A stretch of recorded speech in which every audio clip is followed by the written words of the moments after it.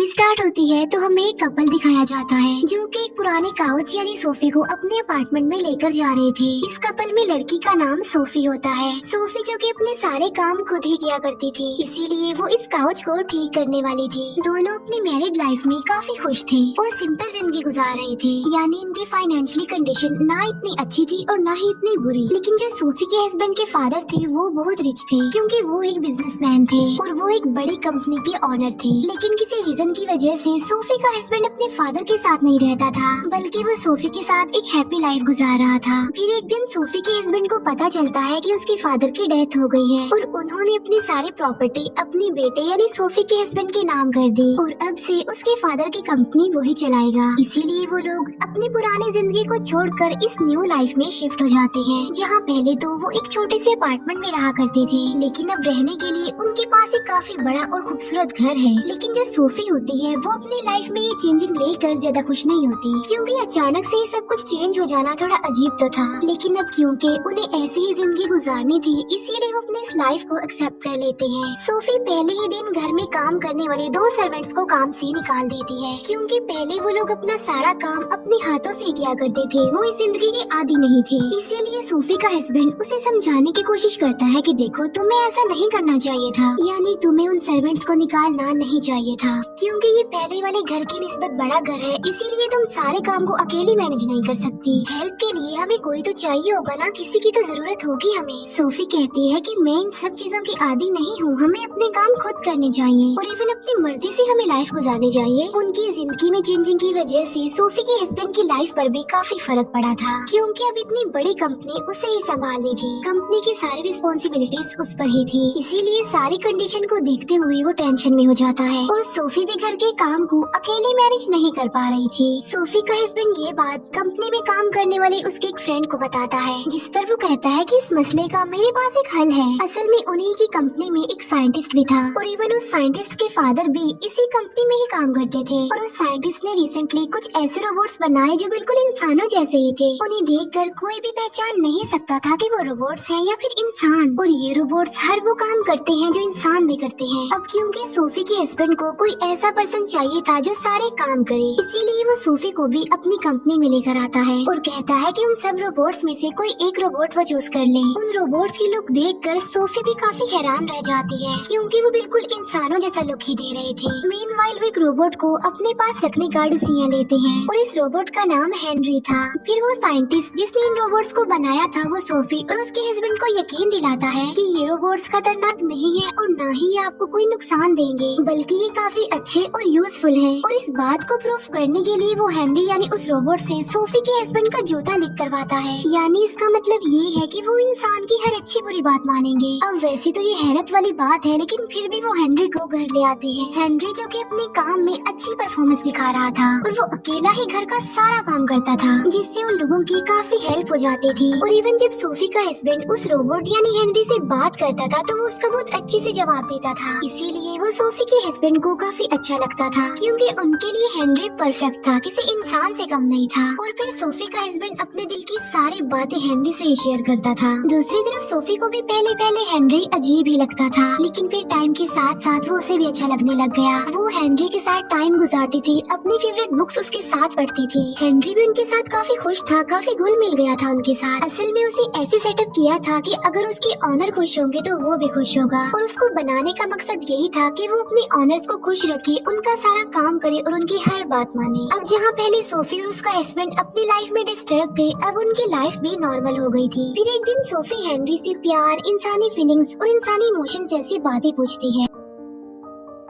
तो वो काफी अच्छे से इसका रिप्लाई करता था, काफी अच्छे से एक्सप्लेन करता था कि प्यार क्या है, इंसानी फीलिंग्स क्या है, इमोशंस क्या है और उनमें फर्क क्या है। ये देखकर सोफी का हस्बैंड हेनरी को मना करता है कि तुम इन बातों में मत पड़ो, क्योंकि तुम बाकी दूसरे काम काफी अच्छे से कर लेते हो। इस लाइफ में आने के बाद सोफी का हस्बैंड इतना ज्यादा बिजी हो गया कि वो सोफी को टाइम ही नहीं दे पाता था। और फिर सोफी के हस्बैंड ने काफी बार नोटिस किया कि सोफी हेनरी के साथ बहुत अटैच हो गई है और काफी खुश है उसके साथ, और इस बात से वो जेलस फील करता था। हालांकि वो ये बात अच्छे से जानता था कि हेनरी कोई इंसान नहीं है बल्कि वो एक रोबोट है, मगर इसके बावजूद भी वो हेनरी को नापसंद करने लगा और उसकी रियलिटी हमेशा याद ही रखता था कि वो रोबोट ही है, कोई इंसान नहीं। लेकिन सोफी तो हेनरी को इंसान की नजर से ही देखती थी, क्योंकि उसमें इंसानों जैसी सारी फीलिंग, सारे इमोशंस और सारी बातें पाई जाती थी, और इसी वजह से वो हेनरी से काफी इम्प्रेस भी थी। लेकिन ये बात सोफी के हस्बैंड को पसंद नहीं आती और वो सोफी को काफी समझाने की कोशिश करता है कि देखो, उसे इंसान मत समझो, वो इंसान नहीं है, वो रोबोट है, और उसके साथ ऐसे ट्रीट मत करो कि वो एक इंसान है, क्योंकि उन्हें पहले ही बता दिया गया था कि वो हेनरी को जैसा माहौल देंगे, यानी हेनरी के साथ जैसा ट्रीट किया जाएगा बदले में वो वैसे ही ट्रीट करेगा। और अगर उन्होंने हेनरी को इंसान समझ लिया तो वो भी खुद को इंसान ही समझने लगेगा। लेकिन सोफी अपने हस्बैंड की बात नहीं मानती, क्योंकि हेनरी तो बिल्कुल इंसानों की तरह ही था, परफेक्ट था, अपना काम अच्छे से करता था, और जैसे इंसान गलती करते हैं वो गलती नहीं करता था। फिर एक रात सोफी को कुछ आवाजें सुनाई देती हैं, इसीलिए वो हेनरी को उसकी जगह पर देखने जाती है, लेकिन वो वहाँ पर नहीं होता और दरवाजा खुला था। और फिर सोफी देखती है कि हेनरी घर के गार्डन में लेटा हुआ है, और जब वो उसके पास जाती है तो उसे रियलाइज होता है कि ये तो कोई ड्रीम देख रहा है। अब रोबोट में ये कॉन्सेप्ट काफी यूनिक और काफी अजीब था, इसीलिए सोफी का हस्बैंड हेनरी को जगाता है और वो उसे दोबारा से घर के अंदर ले जाते हैं। फिर अगले दिन वो साइंटिस्ट को इस प्रॉब्लम के बारे में बताते हैं कि आधी रात को हेनरी घर के गार्डन में चला गया था, इसीलिए वो साइंटिस्ट उनके घर आता है और हेनरी को चेक करता है, और वो लोगों को बताता है कि हेनरी में कोई प्रॉब्लम नहीं है, ये एक छोटा सा फॉल्ट या फिर एरर था, जो हर कंप्यूटर रोबोट्स में आना एक नॉर्मल बात है, और नेक्स्ट टाइम ऐसा नहीं होगा, आपको ऐसी शिकायत नहीं होगी। सोफी उस साइंटिस्ट को ये बात भी बताती है कि मैंने तो इसे ड्रीम देखते हुए भी नोटिस किया है, जिस पर वो साइंटिस्ट कहता है कि हेनरी आपके साथ पिछले काफी दिनों से रह रहा है, इसीलिए उसने आपके बारे में कुछ सोचा होगा और उसमें कुछ इमोशंस, कुछ फीलिंग्स भी क्रिएट हो गई हैं। अब क्योंकि आपने हेनरी को इंसानों जैसी फीलिंग्स दी, इसीलिए वो खुद को इंसान ही समझने लगा। ये बात सुनकर सोफी का हस्बैंड उस पर गुस्सा करता है कि ये सब कुछ तुम्हारी वजह से हुआ है, तुम रिस्पॉन्सिबल हो, तुम तो उसके साथ ऐसे रिएक्ट कर रही हो कि जैसे वो सचमुच कोई इंसान ही हो, इसीलिए उसमें ये एरर आया, और अब से तुम भी सिर्फ यही समझोगी कि वो सिर्फ एक रोबोट ही है, एक मशीन है बस, क्योंकि उसमें कोई फीलिंग्स नहीं पाई जाती, उसने बस वही करना है जो हमने उसे कहना है। लेकिन सोफी हेनरी के बारे में ये नहीं सोचती थी और ना ही वो सोचने वाली थी, और इस बात की वजह से उन दोनों हस्बैंड वाइफ में नाराजगी हो जाती है। इसीलिए अब सोफी का हस्बैंड हेनरी को समझाता है कि तुम मेरी वाइफ से दूर रहो, और ना ही तुम उसके साथ टाइम स्पेंड करोगे और ना ही उसके साथ बुक्स पढ़ोगे। ये सुनकर हेनरी सोफी के हस्बैंड से पूछता है कि क्या मुझसे कोई गलती हो गई है, जिस पर सोफी का हस्बैंड कहता है कि जो मैंने तुम्हें कह दिया है तुम उस पर अमल करो, आगे से सवाल मत करो। नेक्स्ट डे हेनरी जब ये बात सोफी को बताता है तब सोफी नाराज होकर घर छोड़कर चली जाती है। अब हेनरी जो कि काफी इंटेलिजेंट था, वो सोफी के हस्बैंड को समझाने की कोशिश करता है कि आप हस्बैंड वाइफ में जो भी प्रॉब्लम्स हैं वो मेरी वजह से नहीं है, और रियलिटी भी यही थी। ये सब कुछ इस न्यू लाइफ में आने के बाद हुआ, क्योंकि वो एक दूसरे से दूर हो गए, एक दूसरे को ज्यादा टाइम नहीं दे पा रहे थे, और इसी वजह से सोफी हेनरी की तरफ अट्रैक्ट हो गई। वो उसे अच्छा लगने लगा, हालांकि वो जानती थी कि वो इंसान नहीं है, और इवन वो हर वक्त उसके बारे में ही सोचती रहती थी, उसके बारे में ड्रीम्स देखती थी। अब क्योंकि हेनरी इतना अच्छा था कि सोफी के हस्बैंड को भी वो अच्छा लगने लगा था, वो भी उसकी तरफ अट्रैक्ट हो गया था। और एक दिन सोफी जब घर पर नहीं होती तब सोफी का हस्बैंड हेनरी के साथ बहुत गलत कर देता है, और इस बात की वजह से हेनरी को बहुत बुरा फील होता है, लेकिन वो ये बात सोफी को नहीं बताता, बल्कि वो इस बात को हाइड रखता है।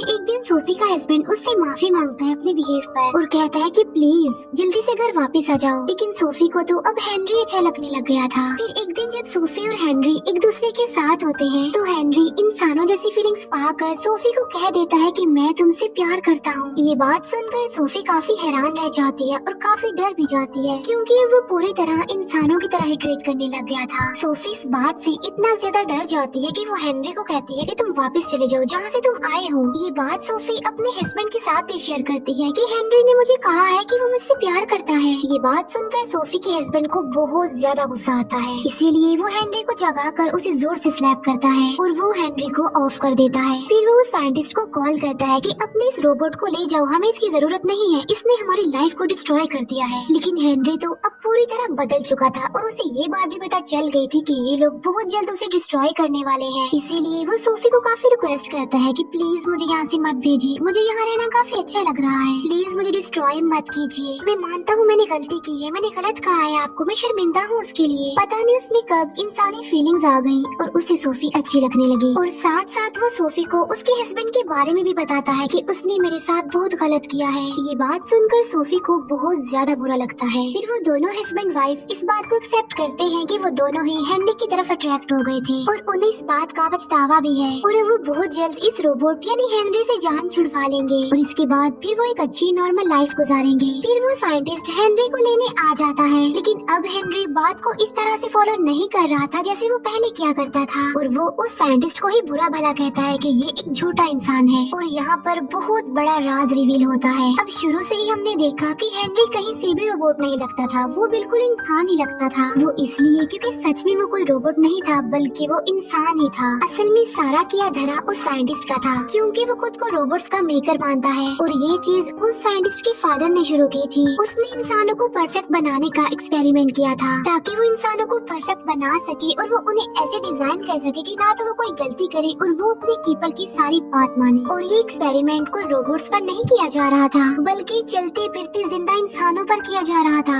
उनका ब्रेन वॉश करके उन्हें अच्छी और काफी चीजें सिखाई और उन्हें एक परफेक्ट इंसान बनाने की कोशिश करता, जैसा उसने हेनरी के साथ किया। और जब हेनरी छोटा था उसने तब से ही हेनरी का ब्रेन वॉश करना शुरू कर दिया और उसे शुरू से यही सिखाया कि वो कोई इंसान नहीं है, वो रोबोट है। लेकिन क्या ये कोई आसान बात है किसी भी इंसान को बदल देना? इसीलिए जब वो सोफी और उसके हस्बैंड के साथ रहने लगा तो उसकी इंसानी फीलिंग्स बाहर आने लगी, लाइक उसका ड्रीम देखना, सोफी के लिए प्यार को फील करना एक्सेट्रा। और इसी वजह से वो दोनों हस्बैंड वाइफ हेनरी की तरफ अट्रैक्ट होने लगे क्योंकि सच में वो इंसान ही तो था। इस बात के पता चलते ही पुलिस कंपनी के सारे लोगों को ले जाती है, उन लोगों को जिन्हें रोबोट समझा जा रहा था। अपने एक्सपेरिमेंट को डिस्ट्रॉय होता देखकर उस साइंटिस्ट का दिमाग खराब हो जाता है, पागल हो जाता है वो। और इसीलिए जो पुलिस ऑफिसर्स उसे पकड़ने आ रहे थे वो उन्हें ही मार डालता है। बाद में वो सोफी और उसके हस्बैंड को भी मारने की कोशिश करता है, लेकिन यहाँ पर हेनरी उन दोनों हस्बैंड वाइफ को प्रोटेक्ट कर लेता है और वो उस साइंटिस्ट को ही मार डालता है। तो हेनरी बहुत ज्यादा दुखी हो जाता है और इसीलिए वो सुसाइड कर लेता है। और अब वो सच में सोफी और उसके हस्बैंड की जिंदगी से हमेशा के लिए चला गया। फिर हमें कुछ सालों बाद का सीन दिखाया जाता है जहाँ पर सोफी और उसके हस्बैंड का अब एक बेटा है और उन्होंने उस बच्चे का नाम हेनरी ही रखा है क्योंकि वो हेनरी को भूले नहीं थे बल्कि हेनरी उनके लिए हमेशा के लिए एक याद बनकर रह गया और इसीलिए वो हेनरी को अपने साथ रखना चाहते थे। इसीलिए उन्होंने अपने बेटे का नाम ही हेनरी रख दिया और यहीं पर ये मूवी खत्म हो जाती है। Thank you for watching.